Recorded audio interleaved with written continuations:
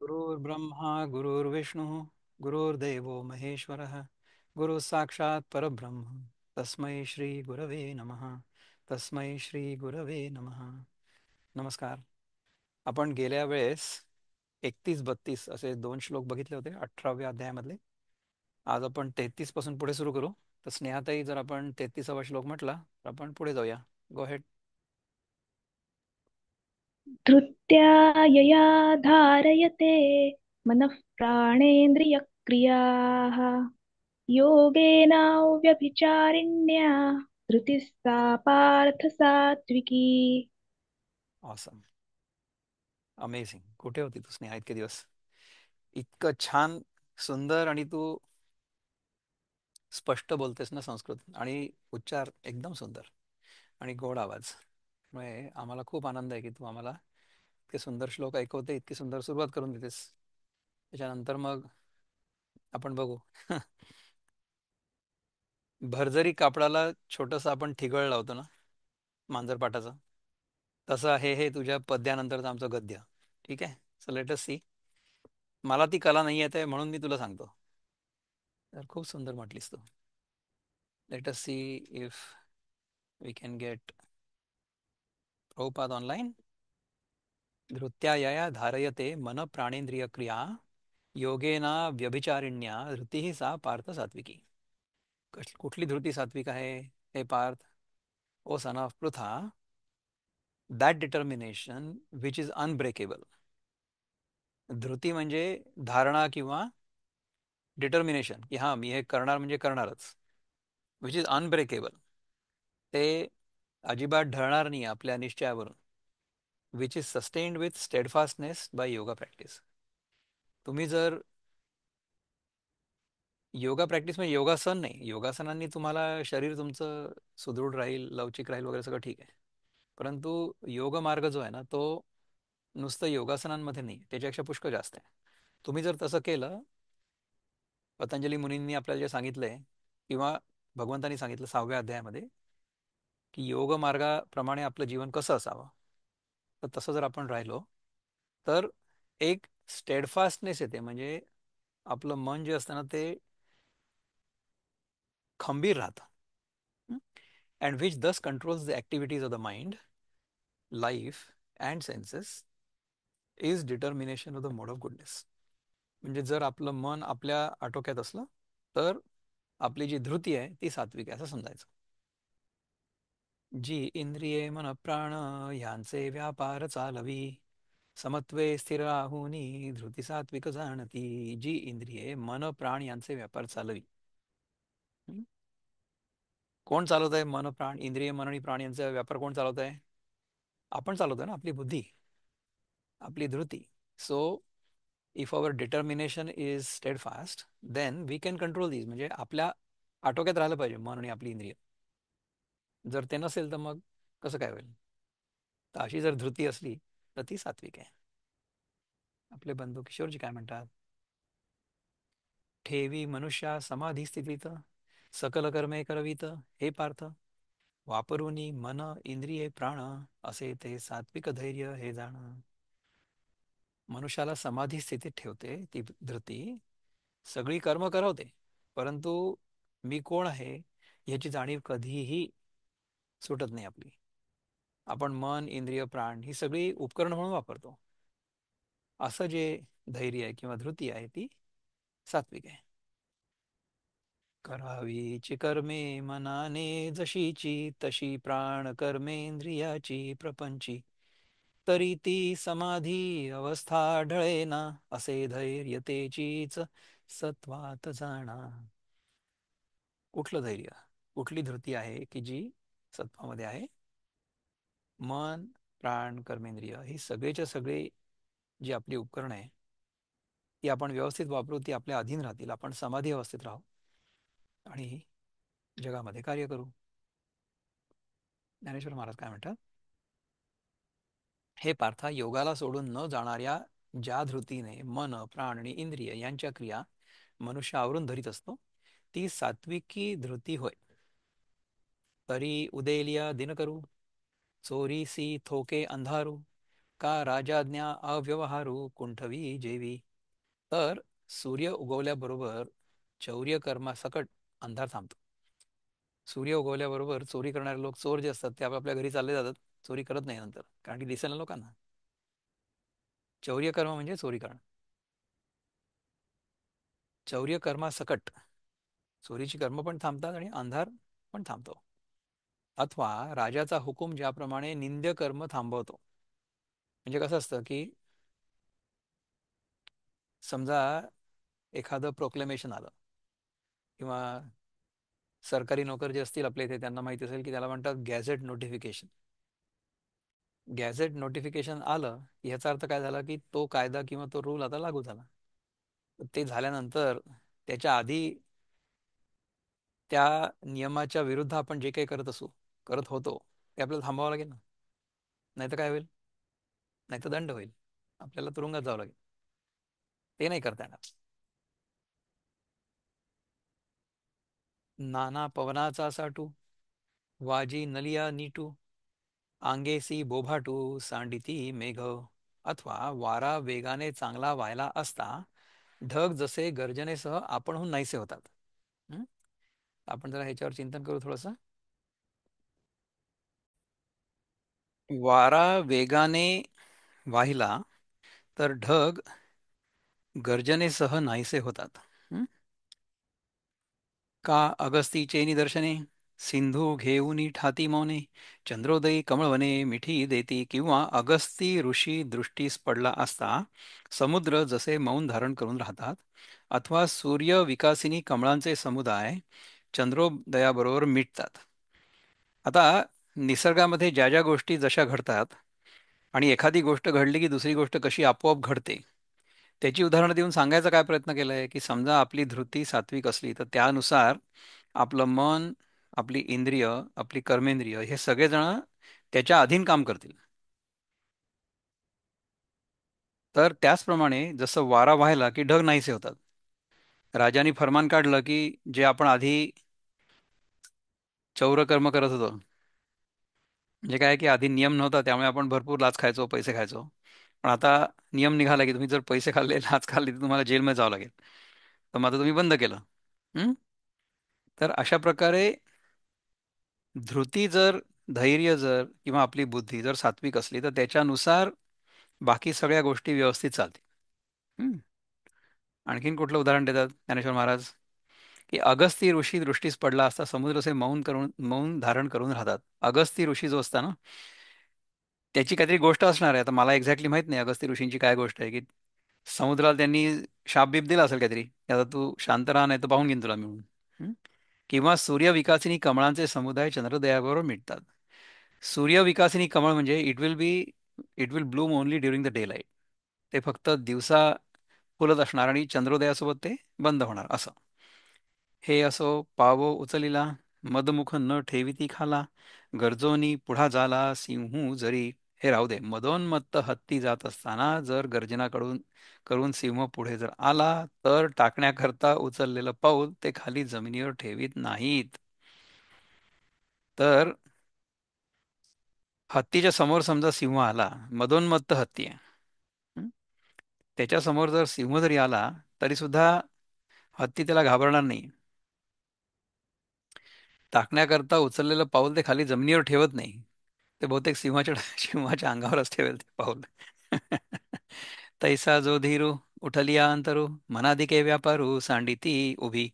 त्याप्रमाणे जे धैर्य अंतःकरणात उत्पन्न झाल्यावर मनाधिक इंद्रिये आपापला व्यापार उभ्या उभ्यास टाकून देतात. आता तुम्ही विचार करा की समजा आपल्याला आपल्या मनाने किंवा आपल्या बुद्धीनी एखादी गोष्ट ठरवलेली आहे आणि आपण ती धैर्यपूर्वक करतोय. तर मग त्यानुसार आपली जी इंद्रिय आहे, आपलं मन जे आहे, ते सगळं त्याच्या मागे मागे जाईल ना व्यवस्थित. आता आपल्या इथे अनेक आपले बंधू भगिनी आहेत की ज्यांनी आपल्या या सत्वचा कार्यक्रम यशस्वीरित्या पार पाडले. म्हणजे काय केलं की आपण हे शिकलो दादांकडनं म्हणा, किंवा श्वेताताईकडनं म्हणा, किंवा सायलीताईकडनं म्हणा, किंवा निलिमाताईकडनं, ज्यांच्याकडनं आपण हे सगळं शिकलो, की आपला आहार कसा असायला पाहिजे. आणि मग आपल्या बुद्धीने आपण ठरवलं की नाही, आता आपण जे आपल्याला सांगितलं गेलेलं आहे ते आपण करणार आहे. ठीक आहे ना. तर ही जी धारणा पक्की झाली मनामध्ये, ती आपण आता धैर्यपूर्वक करणार आहे. म्हणजे काय की आपल्यासमोर पुष्कळदा प्रलोभनं येतील. म्हणजे काय, आजकालच्या भाषेमध्ये त्याला आपण टेम्पटेशन्स म्हणतो, की कोणीतरी पुरणाची पोळी वाढूनच टाकली. हं? किंवा श्रीखंड वाढूनच टाकलं, आता काय करायचं. आपण जर निश्चय केलेला असेल की आपण पुढचे 3 महिने म्हणा किंवा जे काही, की बिलकुल गोड खाणार नाहीये, आणि जे काही सांगितलं जात आहे आपल्याला ते सगळं आपण तसंच्या तसं तंतोतंत पाळणार आहे, तर मग काय होईल की आपले डोळे, आपलं नाक, आपली जीभ त्या श्रीखंडाकडे नाही बघणार. आपण तेवढ्यापुरतं, जोपर्यंत आपलं ध्येय आपल्याला गाठता येत नाहीये, तोपर्यंत आपण ती शिस्त पाळणार आहे. अशा प्रकारे अनेक लोक इथे राहिलेले आहेत आणि त्यांना अशा शिस्तीचा उपयोग पण झालेला आहे. तर ही जी धृती आहे ही सात्विकी धृती आहे, आपल्या स्वतःच्या अनुभवावरनं सांगतोय. बाकी ही पुस्तकामध्ये लिहिलेली ती थिअरेटिकल एक्झाम्पल्स आपल्याला नको आहे. अशा समजा ते नसेल होत, किंवा ते जेव्हा जेव्हा नाही झालं, त्याचं त्याचं काय, आता त्याचं सांगतील ना ज्ञानेश्वर महाराज आपल्याला, मी कशाला सांगू. So let me see what Dnyaneshwar Maharaj to say पुढे. इंद्रिया विषयांची या गाठी, अपैसया सुटती किरीटी, मन मायेच्या पोटी रिगती दाही. अर्जुना, इंद्रियांच्या विषयांशी पडलेल्या गाठी आपोआप सुटतात आणि 10ही इंद्रिये आपल्या मनरूपी आईच्या पोटात प्रवेश करतात. म्हणजे काय आहे की आपापल्या विषयांचा संबंध सोडून अंतर्मुख होतात. आता समजा आपल्या मनाने पूर्णपणे ठरवलेलं असेल की आपण हे करणार आहे, म्हणजे आपल्या मनाने म्हणण्याशिवाय बुद्धीने ठरवलंय. मन जे आहे ना, ते मन इंद्रियांच्या मागे मागे ओढलं जातं. आणि इंद्रिय कुठे ओढली जातात? इंद्रिय विषयांच्या मागे ओढली जातात. कारण की विषयांशी जर संपर्क नाही झाला इंद्रियांचा, तर मग इंद्रियांना काही अर्थच नाही ना. आपण जर डोळे उघडले तर आपल्याला उघड्या डोळ्यांनी काहीतरी दिसेल ना समोर, नाही? आणि ते जर दिसत नसेल तर त्या डोळ्यांचा काय उपयोग आहे? डोळ्यांचा उपयोग हे जग आपल्याला दिसावं हाच आहे, नाही का? म्हणजे डोळे उघडल्याबरोबर तुम्हाला जग दिसणारच आहे. डोळे हे इंद्रिय झालं आणि जग म्हणजे विषय झाला.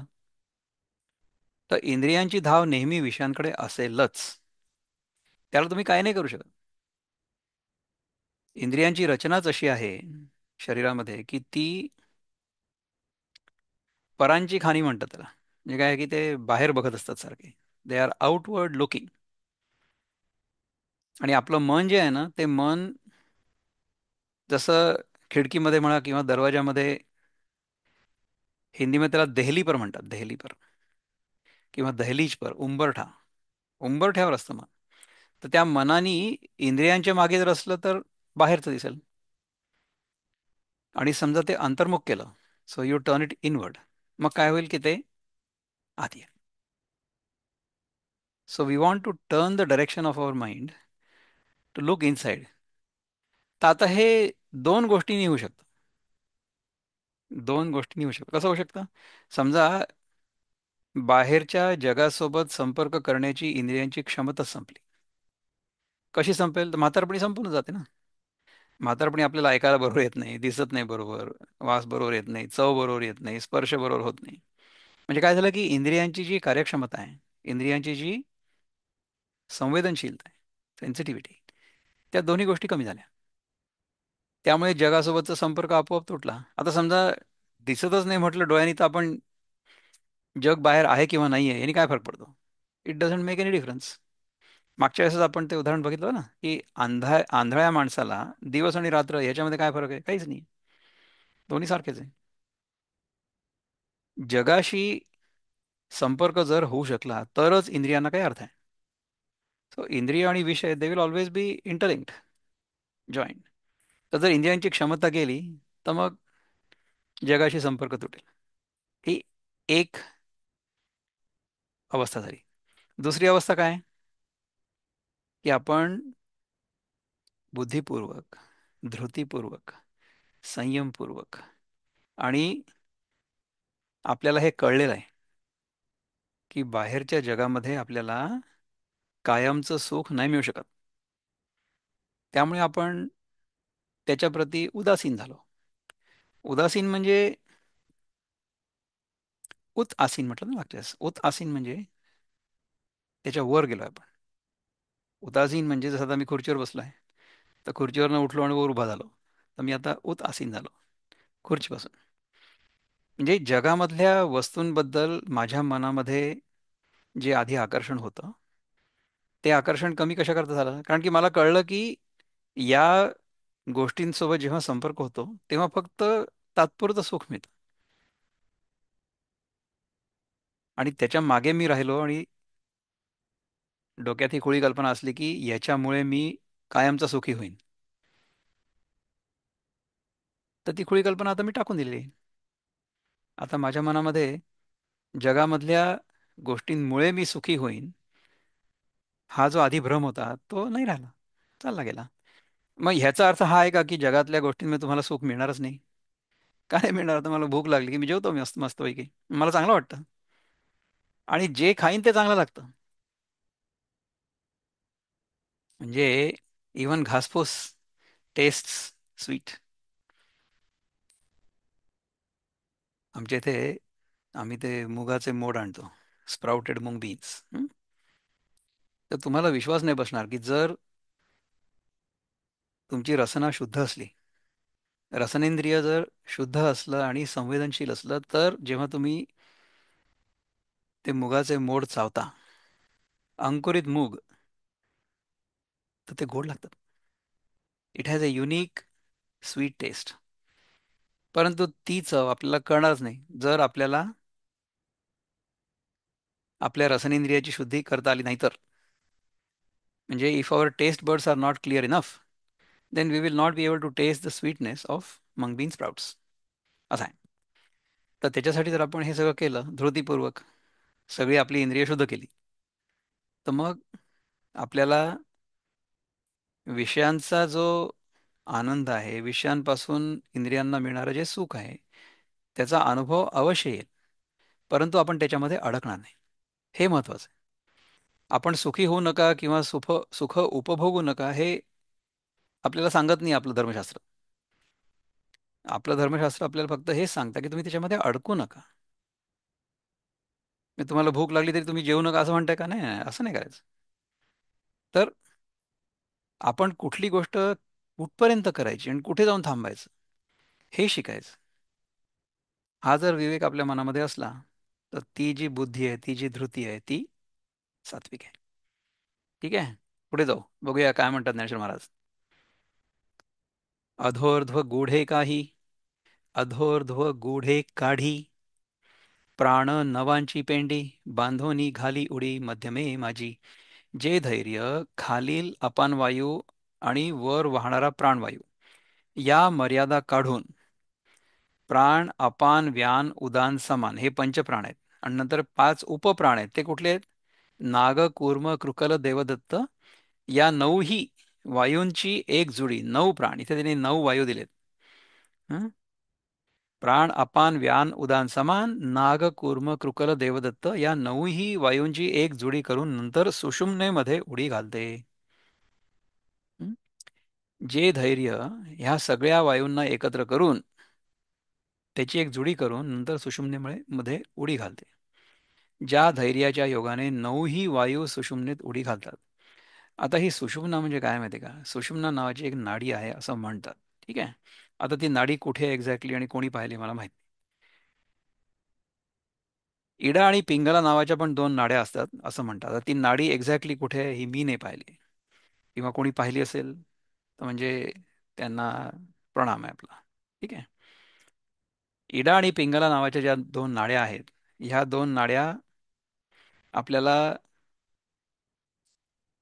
संतुलनात ठेवतात. हं? एक चंद्रनाडी म्हणतात आणि एक सूर्यनाडी. तर सूर्यनाडी इज अ हिटिंग नाडी आणि चंद्रनाडी जी आहे ती कूलिंग नाडी. चंद्रनाडीचा मनाशी संबंध आहे आणि सूर्यनाडीचा कर्माशी, किंवा जसं एक कर्तृत्ववान माणूस म्हणतो ना आपण, किंवा अल्फा मेल, मैं तो ये करके ही छोडूंगा वगैरे, अशा प्रकारचं जे एक व्यक्तिमत्व असतं ते that is dependent upon the suryanadi. So suryanadi is the power आणि chandranadi is the cooling factor. Chandranadi is more emotional, suryanadi is more powerful, go getter, अशा प्रकारचं जे व्यक्तिमत्व असतं ना. सूर्यनाडीमुळे आपल्या शरीराचं तापमान वाढतं. सूर्यनाडी उजवीकडनं वाहते, म्हणजे समजा आपण डावी नाकपुडी बंद केली आणि फक्त उजव्या नाकपुडीने श्वास घेतला काही वेळ, तर शरीर गरम होईल. त्याचप्रमाणे समजा आपण उजवी नाकपुडी बंद केली आणि डावीकडनं जर श्वास घेतला तर चंद्रनाडी ऍक्टिव्हेट होईल, बॉडी विल कूल डाऊन. दोन्ही जेव्हा समतोल असतात, संतुलित असतात, तेव्हा सुषुम्ना ही जी तिसरी नाडी असते ही ऍक्टिव्ह असते. आणि सुषुम्ना नाडी जी आहे त्याच्यामध्ये जर आपला प्राण असला तर ह्याचा अर्थ आपण पूर्णपणे संतुलित आहोत. जर इडा आणि पिंगला पूर्णपणे संतुलित असल्या, चंद्रनाडी आणि सूर्यनाडी जर संतुलित असल्या, तर आपण नेहमी सुषुम्नेमध्ये राहू. So will always be balanced. आपण दोन्हीकडे झुकणार नाही. आपण सायकलवर चालता ना काय, व्यवस्थित तोल सांभाळून चालतो, तर तशा प्रकारे आपलं सगळं जीवन अतिशय सुंदर, संतुलित आणि समान होईल. आपल्या जीवनामध्ये समत्व येईल. We will be equanimous under all situations. तर हे सगळे वायू जे आहेत ते सुषुम्नेमुळे मध्ये उडी घालतात, म्हणजे ते dissolve in the balance of our mind. संकल्प विकल्पांचे लुगडे सांडूनी मन उघडे, बुद्धी मागिलेकडे उगीची बैसे. ज्या धैर्याच्या योगाने मन हे संकल्प विकल्पाचे वस्त्र टाकून देऊन उघडे होते. मन हे संकल्प विकल्पाचं वस्त्र टाकून उघडं होतं आणि बुद्धीच्याही मागे जाऊन उगीच बसतं. मनामध्ये कसं असतं पहा, की संकल्प आणि विकल्प हे सारखे उठत असतात. म्हणजे मनामध्ये आपल्याला एखादी गोष्ट करू किंवा करू नको ह्याच्याबद्दल मनामध्ये विकल्प असतो. तर जेव्हा अशा प्रकारे मन करू किंवा करू नको या द्विधा मनस्थितीत असतं, तेव्हा सात्विक नियबुद्धी किंवा धृती. तर आपल्याला जर मन इकडून तिकडे होत असेल तर आपण त्या सात्विक धृतीमध्ये अजून नाहीये. पण सात्विक धृतीमध्ये असलो तर मग हे मनाचं जे ऑसिलेशन आहे, चलबिचल जी आहे मनाची, ती बंद होते. हं? व्हायला पाहिजे. आणि मग ते मन बुद्धीच्या मागे जाऊन उगीच बसतं. उगीच बसतं म्हणजे चुपचाप जाऊन बसतं. उगीच बसतं म्हणजे अननेसेसरीली किंवा असं, त्याचा अर्थ हा नाही आहे. उगीच म्हणजे चुपचाप बसतं. उगी राहा म्हणतो ना आपण. सो उगीच बसतं. ऐसी धैर्यराजे जेणे मन प्राण करणे, स्वचेष्टांची संभाषणे सांडविजती. हं? जो धैर्यरूपी राजा ह्याप्रमाणे मनाला, प्राणांना आणि इंद्रियांना आपापल्या कर्माची बोलणी टाकायला लावतो. मग आघवीची सडी ध्यानाच्या आतुल्या मढी, कोंडीजती निरवडी योगाची. मग अष्टांग योगाच्या युक्तीने त्या एकट्या आपापल्या कर्मांचा संबंध सुटलेल्या सर्व इंद्रियांना ध्यानरूपी आतल्या कोठडीत जे धैर्य कोंडून टाकतं. सगळी इंद्रिय आणि मनाचे सगळे व्यापार बंद करून ते मन आतल्या बाजूला आपण एकाग्र केलं. परी परमात्मया चक्रवर्ती उगाणिती जवहाती, तव लाचू न घेती धृती धरिजती जिया. परंतु सार्वभौम राजा जो परमात्मा, त्याच्या स्वाधीन होईपर्यंत ज्या धैर्याकडून लाच न घेता ती धरली जातात, म्हणजे त्यांचा निग्रह केला जातो. बघा, धैर्याने समजा लाच घेतली तर काय होईल?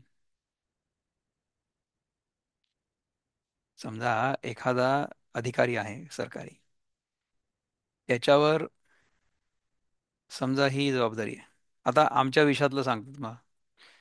मी स्वतः एन्व्हायरमेंटल इंजिनियर आहे ना. तर पोल्युशन कंट्रोल बोर्ड म्हणजे पोलीस आमचा, राईट. तर पोल्युशन कंट्रोल बोर्डाच्या माणसांनी समजा एखाद्या कारखान्याकडनं पैसे खाल्ले, लाच खाल्ली, तर मग तो कारखाना जो आहे तो प्रदूषण करत राहील आणि पर्यावरणाचं वाटोळं होत राहील. हा, म्हणजे काय झालं की ही जी धृती आहे हिने लाच खाल्ली हिच्याकडनं, आपल्या इंद्रियांकडनं लाच खाल्ली किंवा मनाकडनं लाच खाल्ली धृतीने. तर मग काय होईल? ही धृती डळमळून जाईल, डळमळीत होईल, आणि मग त्याच्यामुळे इंद्रिय काय वाटेल ते करतील. तसं नाही करायचं आपल्याला. हं? तेगा धृती येथे सात्विक हे निरुते, ऐक अर्जुना ते श्रीकांतू म्हणे. अरे अर्जुना ऐक, ते धैर्य खरोखर ह्या जगात सात्विक आहे, असं जे लक्ष्मीकांत श्रीकृष्ण अर्जुनाला म्हणाले. असं जे लक्ष्मीकांत असे लक्ष्मीकांत जे श्रीकृष्ण ते अर्जुनाला म्हणाले. तर असं हे सात्विक धैर्य जे आहे याच्याबद्दल जर तुम्हाला काही विचार व्यक्त करायचे असतील किंवा काही प्रश्न असतील तर आपण याच्यावर चिंतन करूया थोडंसं. हं? सात्विक धृती है ना गंमत. त्याच्यानंतर बोला. हा दादा, एक बोलायचं होतं हा. की मी एक कठीण प्रश्न शोधून काढला होता. बरं. Positive words can increase life span. म्हणजे लॉन्जिटिव्हिटी, चांगले शब्द वापरून लॉन्जिटिव्हिटी वाढते बरं. लाईफची. हा, तर हा खूप जणांना पटला नव्हता, त्यांनी चेष्टा केली, गंमत केली, पण नंतर माझ्याकडे चांगल्यापैकी पुरावा पण आहे की खरंच होऊ शकतं असं.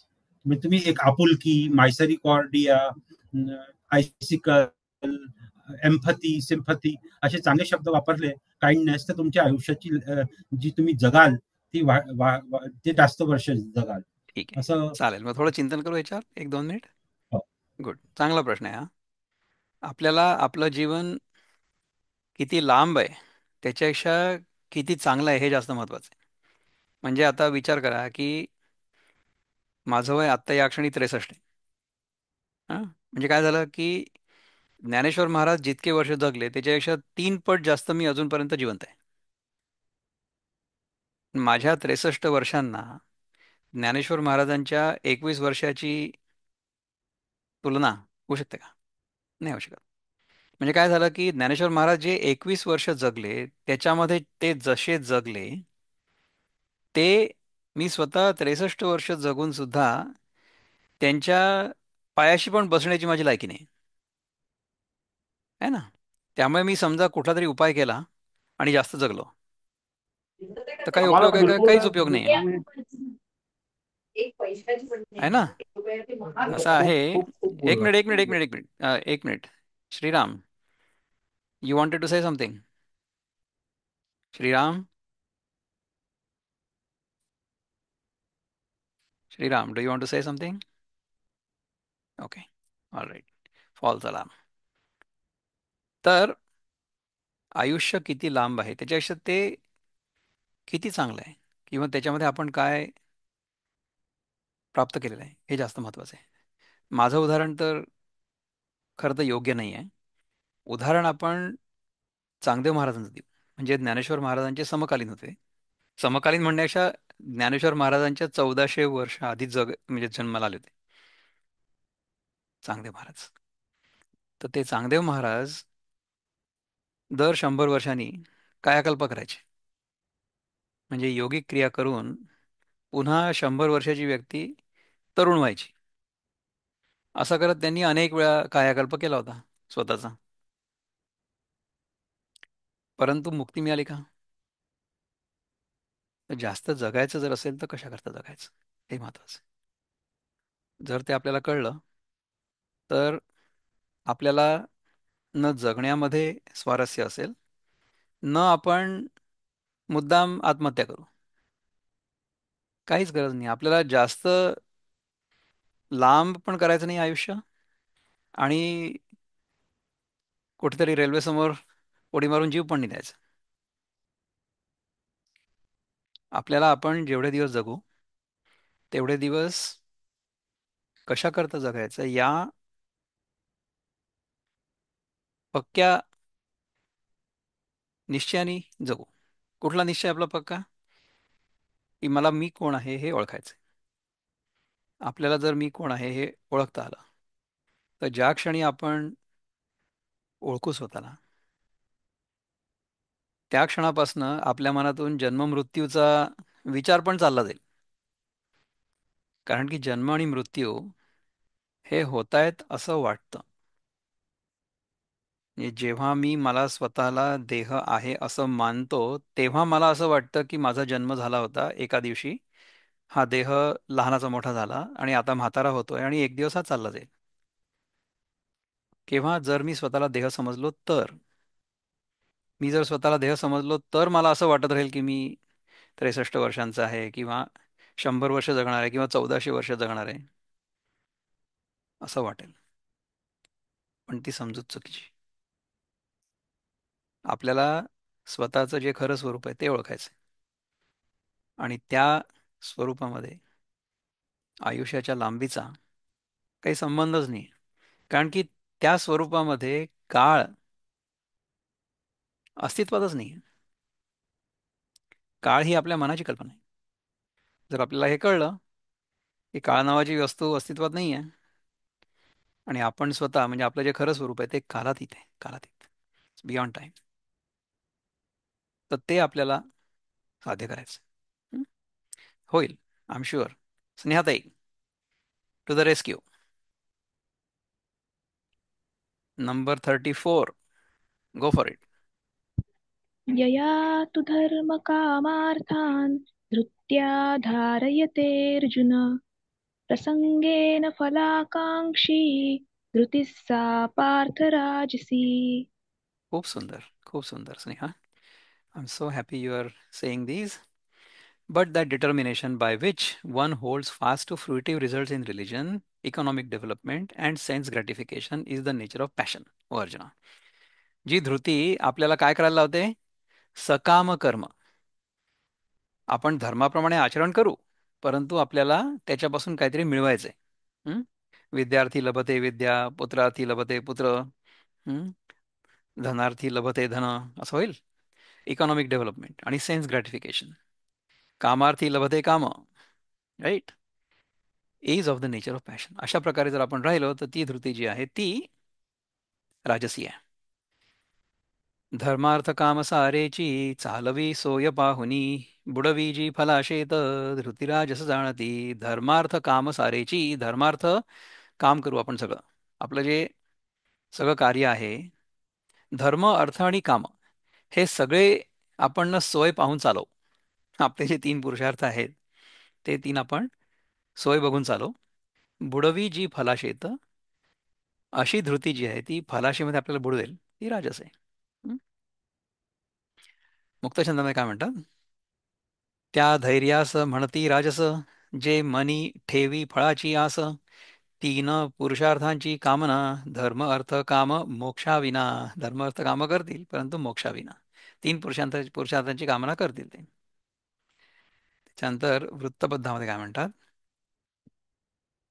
जसे जसे धर्म अर्थासी तैसाची काम. स्नेहा, तुला या चालीत हे म्हणायची इच्छा आहे का? म्हणता येईल का वाचून? व्हाय डोंट यू ट्राय दॅट? नाही मला जमणार, प्रॅक्टिस करावी नुसतं लागेल. नुसतं वाचायचंय. आणि मी कुठे वाचलंय याच्या आधी? आता पहिल्यांदा वाचतोय. जसे जसे धर्म अर्थासी तैसाची काम, धरावी मनी फलाशा ठाम. करावीची पूर्ती पुरुषार्थ 3, असे धैर्य तेची रजोयुक्त जाण. असं आहे. तर ही चाल आहे याची, मोर ऑर लेस. ठीक आहे. प्रत्येक मोस्ट ऑफ द श्लोक जे आहेत किशोरजींनी आपल्या लिहिलेत, तर ते सगळे या वृत्तामध्ये आहेत, या चालीमध्ये. अर्थात याला चांगल्या चाली पण देता येऊ शकतात, पण मी काही संगीतकार नाही आहे. मी आपला जे मला बाळबोध संगीत येतं त्याच्यानुसार जे म्हणता येतं ते मी म्हणतो. ठीक आहे. तर जसे धर्म अर्थासी तैसाची कामं, हे धरावी मनी फलाशाही ठाम. हे तिन्ही पुरुषार्थ करून आपल्या मनातली जी कामना असते ती आपण पूर्ण करण्याचा प्रयत्न करतो. करावीची पूर्ती पुरुषार्थ 3, असे धैर्य तेची रजोयुक्त जाणं. अशा प्रकारे जर आपण आपल्या मनातल्या इच्छा पूर्ण करत जर राहिलो, तर तशा प्रकारची जी धृती आहे आपली, जे धैर्य आहे ते धैर्यपूर्वक समजा आपण हे बुद्धिपूर्वक हे सगळं काम करत राहिलो तर आपण राजसी धैर्य पाळलेलं आहे असं समजायचं. ज्ञानेश्वर महाराज काय म्हणतात की हे अर्जुना, ज्या धृतीच्या योगाने मनुष्य धर्म अर्थ काम यांचं अवलंबन करतो आणि ती प्रसंगवत फलाशी आकांक्षा फलाची आकांक्षा धरणारी धृती हे पार्था ही राजसी होय. हम्म. आणि होऊन या शरीरी स्वर्ग संसाराच्या दोही घरी नांदे जो पोटभरी त्रिवर्गो पाये. आणि जो जीवात्मा देहच आपण आहोत असं मानून धर्म अर्थ आणि काम या तीन उपायांनी स्वर्ग संसार रूपी दोन्ही घरात आनंदाने राहतो. म्हणजे इथे पण चांगला राहतो, राहायचा प्रयत्न करतो आणि नंतर मग स्वर्गात पण जायचा प्रयत्न करतो. कारण की आपल्याला आपल्या व्यतिरिक्त जे काही आहे ते आपल्या सुखाचं साधन आहे असं वाटतंय आणि आपण इथली सुख संपली की मग स्वर्गात जाऊन आणखीन चांगली सुख भोगू अशा आशेने धार्मिक कृत्य करतोय. म्हणजे यज्ञ, दान, तप वगैरे ह्या सगळ्या गोष्टी कशा करता करतोय की आपल्याला इथे पण चांगलं राहता यावं सुखामध्ये आणि स्वर्गामध्ये जाऊन आणखीन जास्त सुखामध्ये राहता यावं. तो मनोरथांच्या सागरी धर्मार्थ कामांच्या तारुवावरी जेणे धैर्य बळे करी क्रिया वाणिज. मनोरथ रूपी सागरामध्ये धर्म अर्थ आणि कामरूपी जहाजांवर क्रियारूपी व्यापार तो जीवात्मा या ज्या धैर्याच्या बळावर करतो. मनोरथ रूपी सागरामध्ये म्हणजे our desires are as large as the ocean. समुद्रा एवढ्या आपल्या इच्छा आकांक्षा आहेत आणि त्याच्यासाठी आपण काय करतो, धर्म अर्थ आणि काम ह्या तिघांची जहाजं बनवतो आणि त्या जहाजांवर क्रियारूपी व्यापार करतो. म्हणजे सगळ्या क्रिया ज्या आपण करतो त्या कशा करता करतो की माझी इच्छा पूर्ण व्हावी, इच्छा पूर्ण केल्यामुळे मला फळ मिळावं आणि त्या फळामुळे मी सुखी व्हावं म्हणून आपण सगळ्या गोष्टी करतो. तो जीवात्मा ज्या धैर्याच्या बळावर करतो ते कर्म, जे कर्म भांडवल असूये तयाची चौगुणी येती पाहे एवढे सायासस आहे. जया धृती त्या व्यापारात जे कर्मरूपी भांडवल घालतो त्याची निदान चौपट तरी प्राप्ती होईल असे धोरण बांधतो. एवढे सायास तो जीवात्मा त्या धैर्याने सहन करतो. तुम्हाला आठवतंय का, मागच्या वेळेसच आपण बोललो होतो ना की आपण जो काही व्यवसाय करू त्या व्यवसायामध्ये साधारण 20-25% नफा अपेक्षित आहे. समजा आपण चौपट नफा अपेक्षित करत असलो म्हणजे आपण लावायचा 1 रुपया आणि आपल्याला 4 रुपये परत मिळाले पाहिजे अशी जर आपल्या मनाची इच्छा असली तर त्याच्यासाठी आपण किती काम करू तुम्ही विचार करता. म्हणजे जगामध्ये अशा प्रकारे नफा मिळवण्याकरता किंवा पैसा मिळवण्याकरता आपण किती कष्ट करतो. आता ते कष्ट करण्यासाठी जे धैर्य लागतं ते काही कमी नाही आहे काही. म्हणजे पुष्कदा आपल्याला असं वाटू शकतं की आध्यात्मिक साधना करणं जास्त सोपं आहे. जगामध्ये समजा आपण हा विचार केला की मला एवढे पैसे कमवायचे, अमुक एवढं करायचंय तेवढं करायचंय, हं? तर त्याच्यासाठी कष्ट कमी होतील का. पण ते कष्ट सहन करण्याची जी धृती आहे, जे धैर्य आहे ते आहे ना लोकांमध्ये, नाही असं नाही की. तर हे जे धैर्य आहे ज्याच्यामुळे आपल्याला ह्या जगामध्ये काहीतरी प्राप्त होणार आहे आणि ह्याच्या नंतरच्या जगामध्ये सुद्धा काहीतरी प्राप्त होणार आहे, ही धृती ही राजसी धृती आहे. तेगा धृती राजस पार्था येथ परी येस. आता ऐक तामस तिसरी जे का अर्जुना ते ह्या जगात राजस धैर्य होय. आता तिसरं धैर्य जे तामस धैर्य आहे ते आता मी तुला सांगणार आहे. तर स्नेहादेवी 35. यया स्वप्नं भयं शोकौ विषादं मदमेव च न विमुच्यति दुर्मेधा धृतिः सा पार्थ तामसी. Awesome, awesome, awesome. And that determination which cannot go beyond dreaming, fearfulness, lamentation, moroseness, and illusion. Such unintelligent determination, O son of Prutha, is the mode of darkness, is in the mode of darkness. जे निद्रा भय न जी सोडी. आता हे आपण ज्या संस्कृतच्या चालीमध्ये म्हटलं ना, हे मराठीच्या चालीमध्ये म्हणता येईल का देवीजी? हा बरं जरा प्रयत्न करा. धर्मार्थ काम सारेची होल्ड ऑन टाइम आउट. 35वा नंबर. निद्रा भय न जी सोडी शोकखेद तसा मद घाली झापड बुद्धीस धृती तामस जाणती. किती सुंदर आहे आणि किती सोपं आहे, पहा बरं हे. मी जर म्हणू शकतो तर तू का नाही म्हणू शकत? निद्रा भय न जी सोडी, शोक खेद तसा मद, घाली झापड बुद्धीस. अशी जी धृती आहे ज्याच्यामुळे आपल्याला निद्रा सुटत नाही, भय सुटत नाही, शोक, खेद आणि मद ह्या गोष्टी सुटत नाही आपल्याकडनं, आणि जी बुद्धीला झापड घालते अशी धृती जी आहे ती तामस धृती आहे. आता आपण मुक्तछंद पण ट्राय करणार आहे. चला बोला. 35 नंबर शेवटचा श्लोक. निद्रा भय मद शोक व विषाद, दृढ धरी जे यास धैर्य ते असे तामस. हे कुठलं धैर्य तामस आहे? निद्रा भय मद शोक विषाद ह्या सगळ्या निगेटिव्ह टेंडेन्सीज ना आपण धरून ठेवतो पूर्णपणे तसं. तर हे तामसी धैर्याचं लक्षण आहे. Do you want to try, Sneha? नको, तुम्ही म्हणा. अरे राम, असं का बरं करते राणी? ठीक आहे चला, दादाच म्हणतात.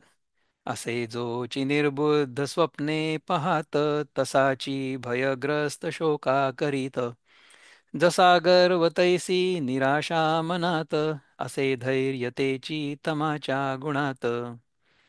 असे जोची निर्बुद्ध स्वप्ने पाहात, कुठली? तसाची भयग्रस्त शोका करीत. जसा गर्व तैसी निराशा मनात, असे धैर्य तेची तमाच्या गुणात. अशा प्रकारचे जर गुण आपल्यात असले तर आपण तमोगुणामध्ये आहोत, आपलं धैर्य तमोगुणी आहे, आपली धृती तमोगुणी आहेत असं समजायला पाहिजे. Next is Dnyaneshwari. त्याच्यामध्ये काय म्हणतात? जिच्या योगाने निद्रा भय शोक असंतोष आणि मद ही दुर्बुद्धी मनुष्य सोडत नाही तिला तामसी धृती समजतात. हं. तरी सर्वाधर्मे, सर्वाधर्मे कुठे? हे सर्वाधमी आहे. तरी सर्वाधमे गुणे, सर्व अधमे गुणे, जयाचे का रूपा येणे, कोळसा काळेपणे घडला जैसा. तर कोळसा हा काळेपणाचा बांधलेला आहे, त्याप्रमाणे ज्या तामसी धैर्याचे सर्वात नीच जो तमोगुण त्या गुणाने रूपाला येणे असते. हं. अहो प्राकृत आणि हिनू, तयाही की गुणत्वाचा बानू, तरी न म्हणजे पुण्यजनू राक्षसू काही. अहो, जो तमोगुण साधारण आहे आणि नीच आहे त्याला देखील गुणपदाची पदवी कशी? तर राक्षस हे दुष्ट पापी असून देखील त्यांना पुण्यजन पुण्यजन आहेत ते असं नाव नाही का? म्हणजे तुम्ही जर तमोगुणाला तो साधारण आणि नीच आहे म्हणून तरी सुद्धा आपण त्याला गुणपदाची पदवी कशी दिली? आपण जेव्हा गुण हा शब्द वापरतो तेव्हा गुण हा चांगल्या अर्थाने वापरला जातो नॉर्मली. आपण म्हणतो ना की हा किती गुणी मुलगा आहे बा, किंवा स्नेहा किती गुणी मुलगी आहेस, कारण की इतकं सुंदर तू संस्कृत म्हणतेस है ना. तर ह्याचा अर्थ, गुणी या शब्दाचा अर्थ आपण सामान्यतः चांगला असा घेत असतो. मग ह्या तमगुणाला गुण असं का बरं म्हटलं? हं? पै ग्रहा आजी इंगळू, तया ते म्हणिजे मंगळू, तैसा तमी धसाळू गुणशब्दू हा. नवग्रहामध्ये जो विस्तव म्हणजे विस्तवासारखा आहे त्याला मंगळ, मंगळ इज काय म्हणता येईल, लाल तर असतोच असतो, आणि मंगळ हा फार प्रखर असतो असं म्हणतात है ना. आपल्या मुलामुलींच्या पत्रिकेमध्ये जर मंगळ असला तर मग त्या मंगळाची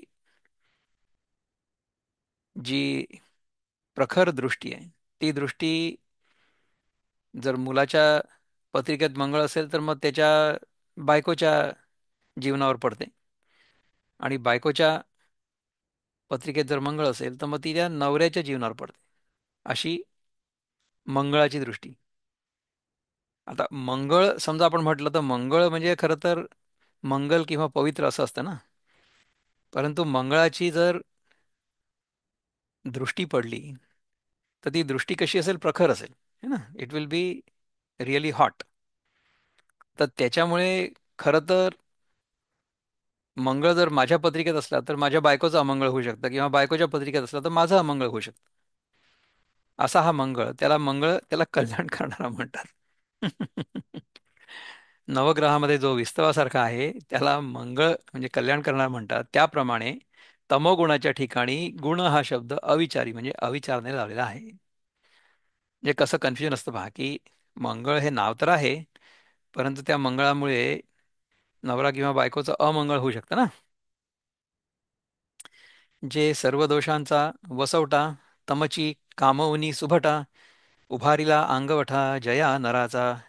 हे चांगल्या योद्ध्या अर्जुना, सर्व दोषांचं जे आश्रयस्थान जो तमोगुण, तो कमवून ज्या पुरुषाचं शरीर उभारलेलं आहे म्हणजे तयार झालेलं आहे, तो आळसू सुनी असे काखे, म्हणोनी निद्रे कही न मुके, पापे पोषिता दुःखे न सांडिजे जेवी.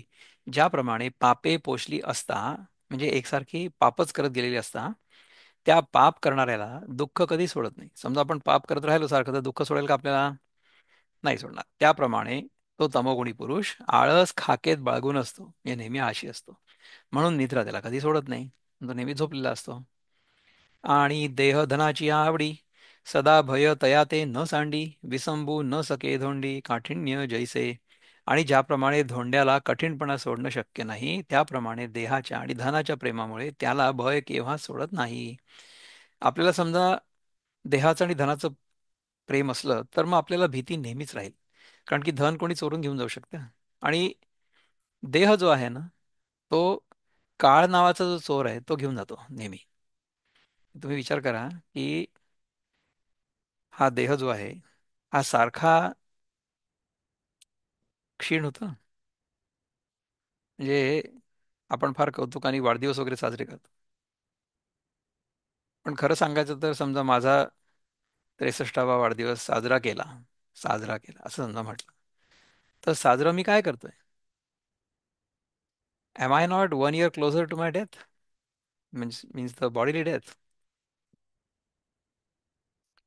तर आपण दर क्षणी काळ नावाच्या चोराकडून चोरले जात असतो. म्हणजे देह सारखा जात असतो आपला, तो शेवटी काळामध्ये जाऊन विसर्जित होणार आहे, है ना?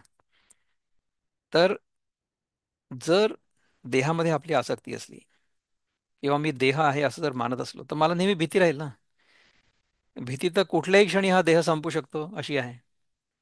म्हणजे अर्ध्या मिनिटापूर्वी, 1 मिनिटापूर्वी मी विमानात बसलेलो आहे, माझं विमान उडलं आणि 1 मिनिट पूर्ण होण्याच्या आधी सगळं संपलं असंही होऊ शकतं ना. म्हणजे इतकी वाईट घटना घडलेली आहे आपल्या देशामध्ये आता गेल्या आठवड्यात. तर अशा प्रकारे जर आपण स्वतःला देह मानलं तर आपल्याला नेहमी भीती राहील. किंवा धनाचं जर प्रेम असलं आपल्याकडे, तर कितीही जरी धन असलं तरी सुद्धा ते धन जे आहे ते सुरक्षित नाही ना. कुठलाही चोर येऊन कधीही चोरी करून घेऊन जाऊ शकतो. मग त्या देहाच्या आणि धनाच्या प्रेमाला काय करायचं? Good. आणि पदार्थ जाती स्नेहो, बांधे म्हणून तो शोके ठावो, केला न शके पाप जावो कृतघ्नोनी जैसे. हं? आणि ज्याप्रमाणे कृतघ्न पुरुषापासून पाप जाऊ शकत नाही, त्याप्रमाणे तो तामसी पुरुष सर्व पदार्थाच्या ठिकाणी स्नेह जोडून ठेवतो. म्हणून म्हणून शोकाने त्याला आपलं घर केलेलं असतं, म्हणजे शोक त्याच्यापासून जाऊ शकत नाही.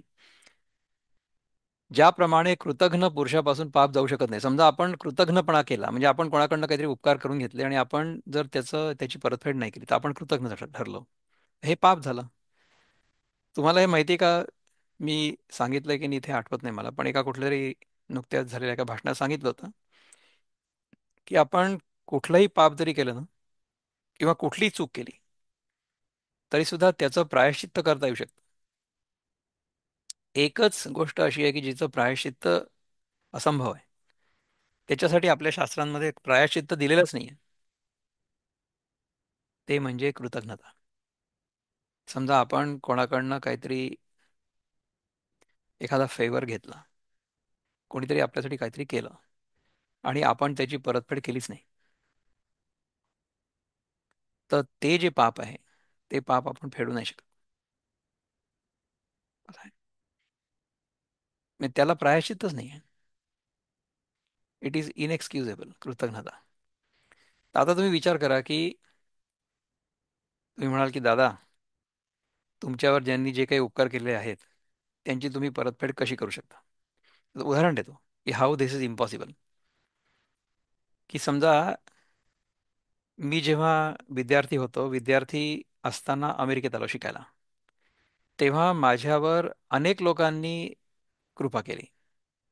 म्हणजे काही लोकांनी मला इथे जे लागतात ते गरम कपडे दिले, किंवा कोणी चादर दिली म्हणा, किंवा एखादं ब्लँकेट दिलं म्हणा, किंवा माझे जे गुरु होते त्यांनी मला सगळा विषय शिकवला, किंवा मला शिष्यवृत्ती मिळाली. आता ह्याची परतफेड आपण कशी करू? तशी कशी होऊ शकते? जर मी ज्या परिस्थितीमध्ये असताना एखाद्या व्यक्तीने मला मदत केली. तर आदोष काही बोलायचं आहे का? कारण की माझ्या इथे ना सारखं काहीतरी दिसतंय तुझ्या ह्याच्यात. I think, do you want to say something? नाही तर मग आपण ते नाही करूया, कारण की त्याने डिस्ट्रॅक्शन होत आहे मला. नाही नाही, ते खूप चांगलं सांगताय त्याच्याबद्दल. असं आजकालच्या ह्याच्यात मी शिकलो हे हो, नो, आय मुलाकडून. अंडरस्टँड, पण त्याच्यामुळे ना डिस्ट्रॅक्ट होत आहे, प्लीज. हा ठीक आहे, सॉरी. हां, सो यू कॅन जस्ट लिसन, आणि मग आपण बोलू नंतर. तर जर एखाद्या परिस्थितीमध्ये मला कोणीतरी मदत केलेली असेल, त्याची तिची परतफेड कशी होऊ शकते? जर ती सिच्युएशन पूर्ण रिव्हर्स झाली तरच होऊ शकते. म्हणजे मी एका परिस्थितीमध्ये आहे आणि मला कोणीतरी मदत केली, तर परतफेड कशी होईल? जर मी त्या परिस्थितीत गेलो आणि ती व्यक्ती ह्या परिस्थितीत आली, आणि जर मी तेच त्यांच्यासाठी केलं, तर ती खरी परतफेड होईल. लक्षात येते का? म्हणजे समजा तुम्ही की आज मी गरीब आहे आणि मला आज 100 रुपयाची गरज आहे. आणि समजा तुम्ही माझ्याशी जास्त श्रीमंत आहे आणि तुम्ही मला 100 रुपये सहज देऊ शकता. तर तुम्ही मला दिले, तुम्ही माझी मदत केली, चांगली गोष्ट आहे. तर ह्याची परतफेड कशी होईल? की तुम्ही आत्ता मी जेवढा गरीब आहे तेवढे झाले पाहिजे, आणि तुम्ही आत्ता जेवढे श्रीमंत आहे तेवढा मी श्रीमंत झाला पाहिजे, आणि मग मी तुम्हाला 100 रुपयाची मदत केली पाहिजे, तर ती परतफेड होईल. असं होऊ शकतं का, तुम्ही मला सांगा? असं होऊच नाही शकत. कारण मी विद्यार्थी आहे, आणि विद्यार्थी असताना माझ्या ज्या काही गरजा असतील त्या काही लोकांनी पूर्ण केल्या, कारण की त्यांची परिस्थिती माझ्या गरजा पूर्ण करण्याची होती. तर मी त्याची परतफेड करूच नाही शकत, कारण की ते तशा परिस्थितीमध्ये येऊच नाही शकत, कारण की काळ तर मागे नाही जाऊ शकत ना.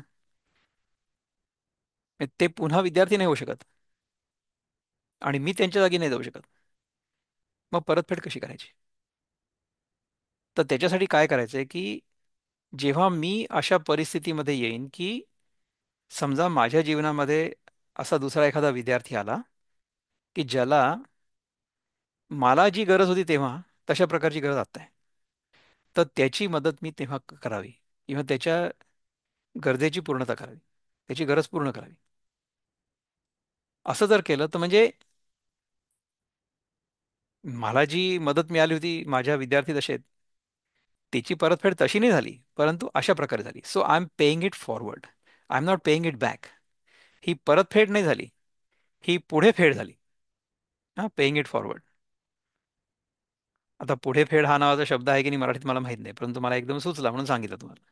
परतफेड नाही, पण पुढे फेड ही आपण केली.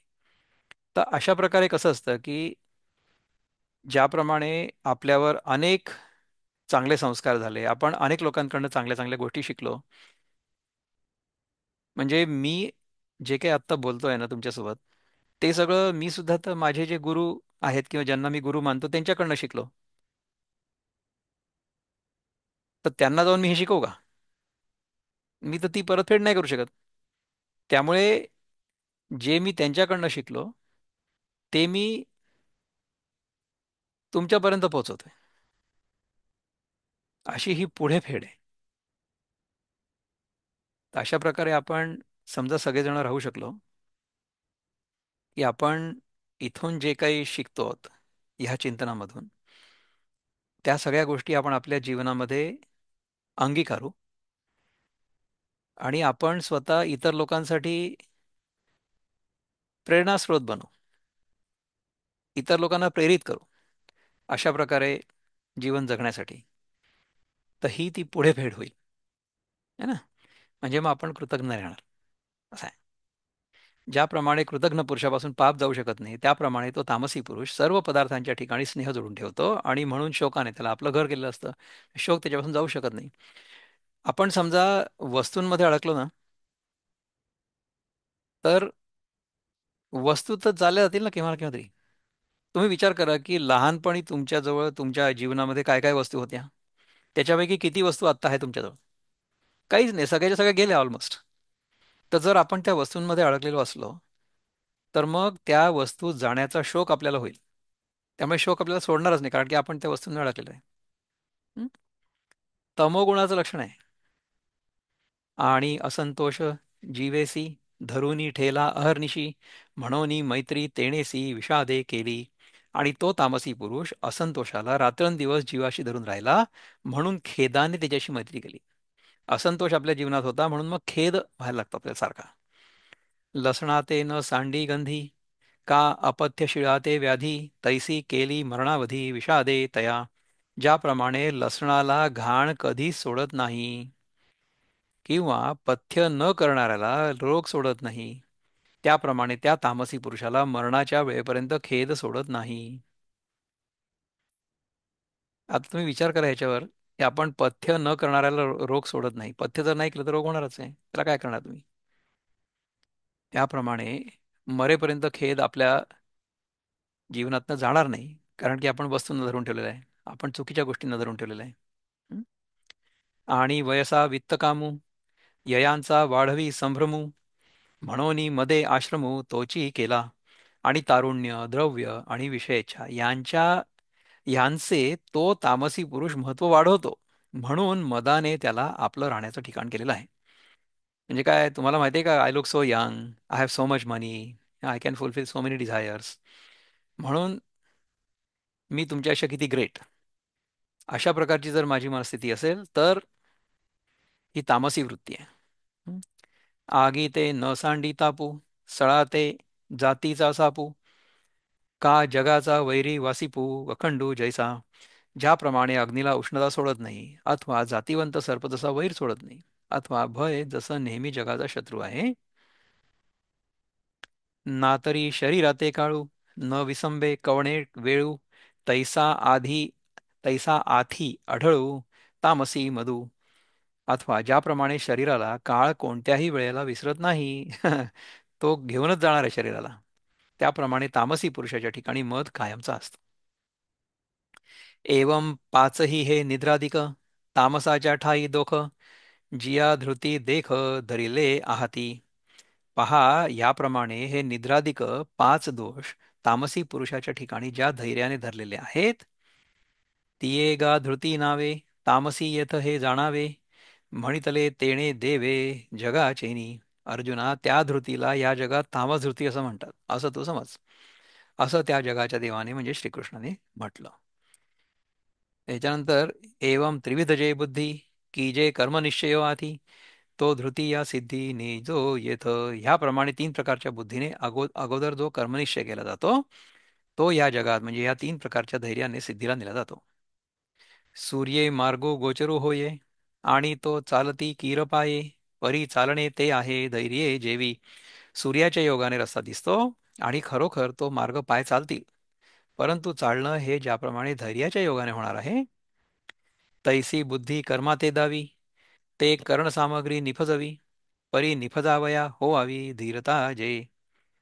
त्याप्रमाणे बुद्धी कर्माला दाखवते आणि इंद्रिय समुदाय ते कर्म घडवून आणतो, परंतु घडवून आणण्याला धैर्य लागतं. ते हे का तुझ प्रती सांगितली त्रिविध धृती यया कर्मत्रया निष्पत्ती जालिया मग. अर्जुना, हे ते तीन प्रकारचे धैर्य तुला मी आता सांगितलं. या धैर्याने तीन प्रकारचे कर्म उत्पन्न झाल्यावर मग मग काय होतं? येथ फळजे एक निभजे सुख जयाते म्हणिजे तेही त्रिविध जाणिजे कर्म वशे. या तीन प्रकारच्या कर्मापासून जे एक फळ उत्पन्न होतं त्याला सुख असं म्हटलं जातं. तेही सुख कर्माच्या अधीन असल्यामुळे तीन प्रकारचं आहे असं समजावं. तरी फळरूप ते सुख त्रिगुणी भेदले देख विवंचू आता चोख चोखी बोली. तर त्रिगुणांनी तीन प्रकारचं झालेलं ते फलरूप सुख आता चांगल्या शब्दांनी चांगलं स्पष्ट सांगू. आता हे पहा. परी चोखी ते कैसी सांगे, पै घेवो जाता बोल बगे, कानीच येही लागे हातीचा मळू. परंतु आमच्या सांगण्याचा चोखपणा माहिती पाहिजे इथे. विचारशील तर तो असा आहे की शब्दांच्या मार्गाने ग्रहण करू म्हणशील तर कानांनी ग्रहण करत असताना त्याला कानाच्या हाताचाही मळ लागेल. म्हणजे कसं आहे की समजा आपण एखादी गोष्ट ऐकली कोणाकडनं, तर आपण ती कशी ऐकतो ते आपल्या मनस्थितीवर अवलंबून असतं. म्हणजे तुम्ही बघा की वर्गामध्ये मास्तर एकच धडा शिकवतात, एकच विषय शिकवतात, परंतु प्रत्येक मुलाला वेगळा समजतो. कारण की प्रत्येक मुलाचा कान वेगळा आहे. म्हणजे कानाचा मळ लागला ह्याचा अर्थ हा आहे की आपण जे ऐकतो ना ते आपलं मन जसं असेल त्यानुसार आपल्याला ते समजतं. कानाचा मळ लागला म्हणजे लिटरली कानाचा मळ नाही लागला, पण तसं खरंही आहे. म्हणजे समजा कानात मळ असला आणि कोणीतरी बोलतंय आपल्याशी, तर तो आवाज आपल्या कानात जाण्यापूर्वी मळायला लागेल. सो म्हणोनी जयाचेनी अवेरे, अवधानही होय बाहिरे, तेणे ऐक हो आंतरे जीवाचेनी जीवे. म्हणून ज्याच्या योगाने बाहेरच्या अवधानाचाही त्याग होईल, अशा अंतर्मुख वृत्तीच्या अंतःकरणात तू आता ऐक. ती मी तुला सांगणार आहे. काय सांगणार आहे? ऐसे म्हणून देवो त्रिविधा सुखाचा प्रस्तावो, मांडला तो निर्वाहो निरूपित असे. असं बोलून देवांनी तीन प्रकारचे सुख सांगण्याचा आरंभ केला. तर तो प्रकार आता सांगतो. तर तो आत्ता नाही सांगत आहे मी, पुढच्या वेळेस सांगेन. ओम पूर्णमद पूर्णमिदं पूर्णात् पूर्णमुदच्यते पूर्णस्य पूर्णमादाय पूर्णमेवावशिष्यते. ओम शांती शांती शांती. हरि ओम. श्री गुरुभ्यो नमः. हरि ओम. नमस्कार.